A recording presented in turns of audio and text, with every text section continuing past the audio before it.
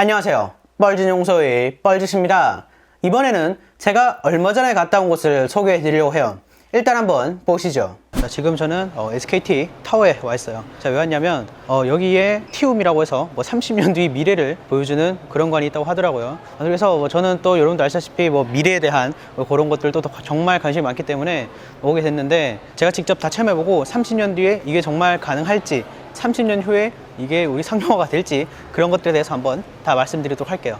일단 이 컨셉을 잠깐 소개해 드릴게요. 30년 뒤 미래 도시인 하이랜드에 가서 각종 신기술을 체험하고 탐사한다, 대충 이런 내용입니다. 의외로 스토리가 좀 있어요. 근데 재밌게도 이 체험관은 SKT 본사에 있어요. 그러니까 직원들이 일하는 빌딩에 이런 공간을 만들어 놨더라고요.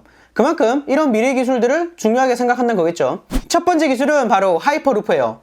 하이퍼루프란 굉장히 빠른 이동수단이라고 생각하시면 되는데요. 시속 1300km 정도로 서울, 부산을 편도 15분 만에 갈 수 있는 속도라고 합니다. 시험 같은 체험을 보여준 거라고 생각하시면 되는데 꽤 리얼하게 되어 있어요. 놀이동산 기구처럼 덜컹덜컹거리고 하더라고요. 자, 그러면 이 하이퍼루프는 과연 실현이 가능할까요?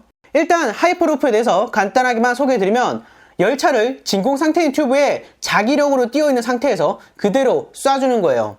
공기 저항과 마찰이 최소화되니까 속도 조화의 요소도 굉장히 작아지는 거죠. 지금 여러 기업과 국가에서 시연하고 있는데, 해외의 하이퍼루프 1이라는 회사가 있어요. 이 회사가 현재 다양한 테스트를 하고 있는데 450m의 시험 구간을 가는데 최고 시속이 무려 309km였대요.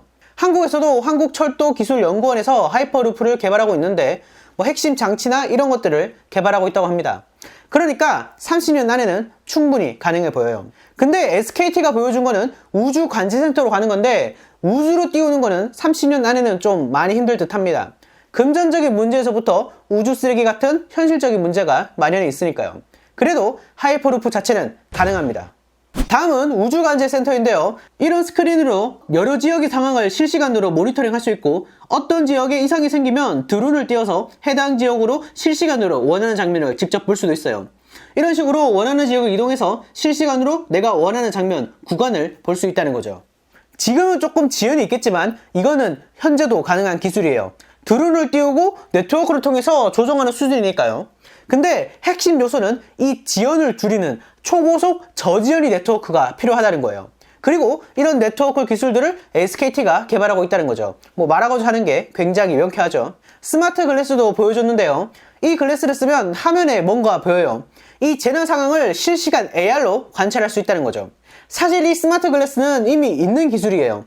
구글이 예전에 선보인 것도 있고, 몇 년 전부터 애플이 스마트 글래스를 내놓는다는 얘기도 있죠. 아무튼 가능합니다. 다음은 의무실인데요. 환자의 상태를 로봇이 자동으로 스캔해서 어떤 부분에 문제가 있는지 진단하고 어떻게 하면 되는지 알려준다는 거예요. 그리고 수술을 하는데 사람 손으로 해야만 하지만 하기 힘든 미세한 작업 같은 것들을 원격 조종으로 로봇이 도움을 받아서 더 깔끔하게 수술이 가능하다는 거죠. 이건 좀 의문이 들어요. 몇 년 전에 왓슨이라고 IBM에서 내놓은 의료 데이터 분석 슈퍼컴퓨터가 있거든요. 환자들이 다양한 데이터를 분석해서 특정 환자가 암인지 다른 어떤 질병인지 알아내는 AI예요. 근데 국내에 보급된 것도 점점 줄어들고 있고, 의료과학계에서도 의사가 하는 거랑 유의미한 진단율이 차이가 없다고 하더라고요. 현 시점에서 어떤 병이 있는지조차의 진단율도 낮은 상태인데, 이걸 넘어서 사전 정보가 있든 없든 환자의 몸을 스캔해서 어떤 상태인지, 그리고 어떤 조치를 취해야 되는지를 알려준다? 다만 원격 네트워크 같은 걸로 수술할 때 로봇이 도움을 받는 거는 어느 정도 가능해 보입니다. 그래도 결론은 역시 불가능입니다. 다음은 홀로그램 회의실인데요. 일반적인 화상회의가 아니라 3D로 이루어지는 화상회의예요. 그러니까 앞에서 보든 옆에서 보든 3D로 보여서 사람이 실제로 서 있는 것처럼 보인다는 거죠. 신기하죠? 재밌는 사실은 아까 보여드린 중앙의 여성분 있죠? 그분은 다른 공간에서 실시간으로 얘기하고 있어요. 저와 대화도 나눴고요. 물론 더 많은 데이터가 소모되겠지만 지금도 충분히 가능한 기술이라는 거죠. 그러니까 이 기술은 가능합니다. 사실 제가 이런 과학기술, 미래 이런 거 굉장히 좋아하긴 하지만 그렇게 긍정적인 입장은 아니에요.